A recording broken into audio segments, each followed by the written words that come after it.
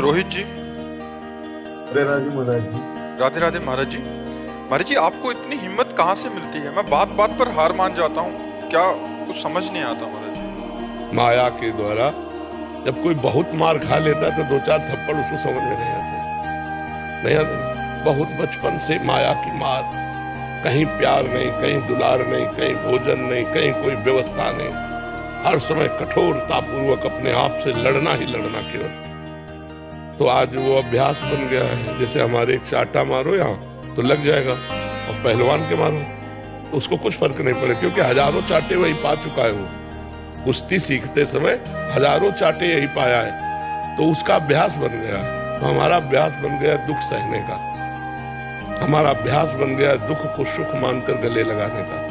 हर विपत्ति, हर प्रतिकूलता, हर दुख को अपना यार मानकर उसे सह जाना।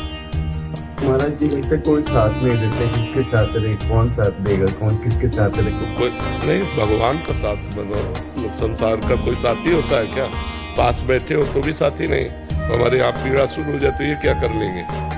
यहाँ की पीड़ा को तो हरि ही जानते हैं ना, वो यही विराजमान हृदय में, तो अपना आनंद देने लगेंगे। पीड़ा एक तरफ है, आनंद एक तरफ है, तो हम आनंद वाले हैं, तो भगवान के आनंद में डूब गए तो पीड़ा अपने आप कट गई। पीड़ा का समय निकल गया। जैसे बेहोश का इंजेक्शन लगा दो, कि चीरा लगाओ तो दर्द नहीं होगा ना, ऐसे ही आनंद स्वरूप भगवान में जब चित्त है तो सब प्रपंच के दुख झेलते हुए आराम से पार हो जाते हैं। इसलिए कहते हैं अध्यात्म के बिना जीवन मृत जीवन, अध्यात्म के बिना मृत जीवन, मरा जीवन है। अध्यात्म जीवन ही जीवन है, जिसमें ज्ञान का प्रकाश है, भक्ति का प्रकाश, वही जीवन है, और तो सब व्यर्थ जीवन है। बड़े भाग्यशाली हैं जिनको अध्यात्म में रुचि है, मनुष्य शरीर होकर जो भगवान के भजन में रुचि कर रहे हैं, बड़े भाग्यशाली हैं। वो अभागी जन है जो भोगों में, नशे में, गंदी आदतों में अपने समय को नष्ट कर रहे हैं। बाद में इनको पछताना पड़ेगा। जब जाने का समय आएगा तो इनके पास कुछ नहीं, वही पाप, फिर अन्य योनियों में, सुअर, कुत्ता, नाना प्रकार की योनियों में जाना पड़ेगा। अभी आप भजन करके देवता बन सकते हो, भगवान के स्वरूप बन सकते हो, भगवत पार्षद बन सकते हो।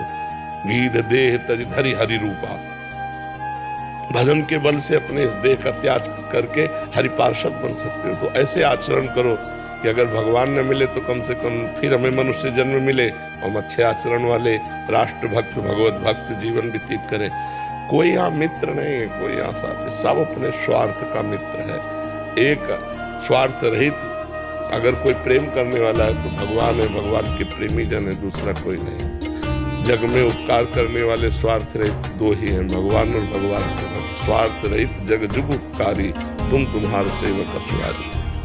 ये एक प्रश्न है, अगर ये मन जैसे हमारा इतना गंदा है तो इसको फिर भगवान जो हमें सजा देंगे इस चीज की? अगर मन, भगवान तो देख रहे हैं हमारा मन ऐसा है अंदर से, तो फिर भगवान सजा नहीं देंगे। आप जो कर्म करें उसका फल देंगे।